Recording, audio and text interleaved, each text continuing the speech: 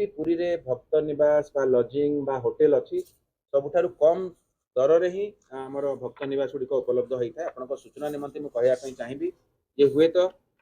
आमर single bed air conditioning room को केवल 1373 टकर उपलब्ध अच्छी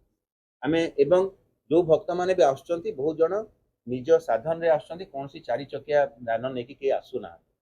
तेणु आम जदि